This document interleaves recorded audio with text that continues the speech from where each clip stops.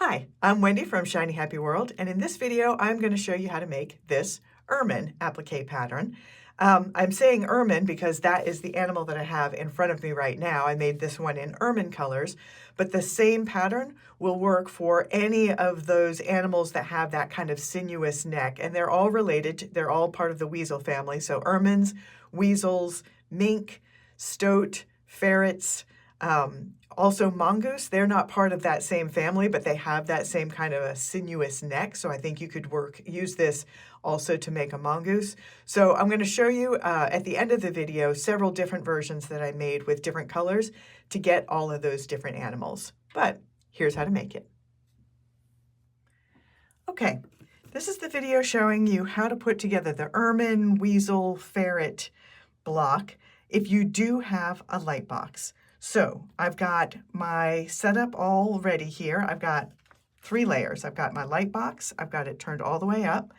I've got the placement guide, and I've got the silicone mat. And the animal is printed kind of tipped on the placement guide, just so that I could get it as big as possible and still fit on a single sheet of paper without you having to do any enlarging or taping pieces together or anything like that. But I did want to get that kind of sinuous curve that he has and maximize that as much as I could. So that's why it's printed kind of crooked on the block, on the page, just so you know that. So the other thing that is all ready to go are all of the pieces. So I've got them cut out on their solid lines. The only thing I need to do now is trace some of the interior solid lines. Those are stitching guides. So all of the dotted lines are placement guides. You can ignore them since you have the light box, but you do not want to ignore the stitching lines because those you are going to sew right over those lines after you get it all put together. So I'm gonna make this one be, let's give this one the eyelashes. So I'm going to transfer those eyelash markings, and I'm going to transfer all of the whiskers. So if you decide to do yours without the eyelashes, you just need to transfer the whiskers and also the mouth, which you're going to see in just a second. So let me just get these all done. So basically you're just letting the light box shine through the fabric so that you can see those lines. And let's see, there we go. Just trying to make sure I've got a good angle for, I don't like to draw towards me with this Sharpie on the fabric. I just don't like the way it feels. So we are going to also transfer some whiskers from this little muzzle piece, and also the mouth, because that little smile is part of our stitching. And there's also a little bit of the whiskers shows on the up against the chest.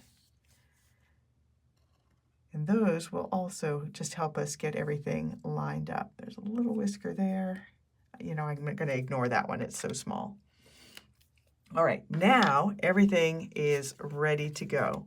So I'm going to start with piece number 1, as I always do. So the numbers on the pieces tell you what piece is what, but they also tell you in what order you're going to lay them down on your block. So I'm setting this one up. This is snapshot style, so I want it to look like I am taking a picture of this weasel, and I've just zoomed in on the face. And so he has a body, it's just not showing up in the photo. So I'm going to take this straight edge and this straight edge, and when I place them on my finished block, I'm going to line things up so that this is lined up with the raw edge on that side of the block, and this straight line is lined up with the raw edge on the bottom edge of the block. And then when I sew my blocks together, those will be caught in the stitching line, and it'll give you the illusion of him kind of leaning into the block in that way that they have. So number 2 is one of his ears. So this one I made with weasel coloring. So all of these animals they're all related, and they all have the same basic body shape, but they have different color. So I'm going to show you at the end of this video. You'll see a version that I made that is with ermine coloring, so it's all white. So we're up to piece number 4. and also a version that I made with a ferret. So the ferret has this little mask on it. A weasel does not have the mask, so I'm just leaving that piece off of mine. You could also use this for a mink. That would be pretty uniformly brown for all of the fabrics. And you could also use it for, a mongoose as well. They are not technically related to the ermines and the weasels and everything, but they still look a lot like them. So it could be a mongoose. Let's see, I should be doing these in order. So 6 and 7 are the eyes. So let's do 6 and 7. So if you have trouble seeing the lines through, it's just because the fabric tends to bow up, to kind of cup up when you take the paper off.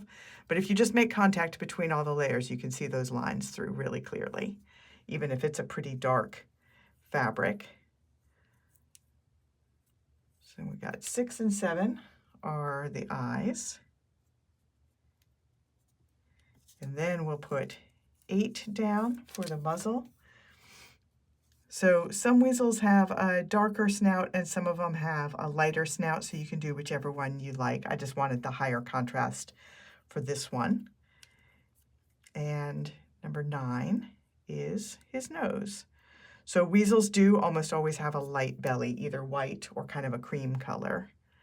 So that is one of their distinguishing characteristics. All right, there we go. So I am going to carefully lift up the silicone mat, carry the whole thing over to my ironing board, and then I am going to fuse everything into place right on the mat. I'm going to let it cool, and then I'm going to peel it up and fuse it down onto the fabric block. That's the final fuse. After I do that, I will do all of the outline stitching, and I'll bring it back and show you the finished block and also the other 2 versions that I made. All right, here is the finished ermine. So this one I'm saying is an ermine because I made it in ermine colors. So this is a quilt bundle that I'm working on that is all Arctic animals. And it is all from all the color palette that I'm using is from the Sea Breeze collection, which is all these kind of muted, faded, beachy colors. So the ermine here is all the oyster blenders, so very, very light grays. And all of the background blocks in this entire bundle that I'm working on are kind of surf. So it's all surf blenders, which is all this kind of muted, weathered blue. But like I said at the beginning, you can use this pattern to make several different animals depending on the colors you use. And there's one optional piece that I will show you. So this one has the extra mask piece, and I've used it to make a ferret. So ferrets usually have a dark lower body and a lighter face with a darker mask on it. The muzzle can be light or dark, and the ears are usually light to match the face. So if you want to make a ferret, just use that mask piece. Otherwise, leave that off. And this is for a pets collection that I'm working on. So all of the animals in this bundle are going to be, the samples that I'm making are with realistic colors. This is all grizzly blenders from the Animal Kingdom collection. And all of the background blocks are going to be pink using the strawberry blenders from the Farmer's Market collection. And I've got one more sample.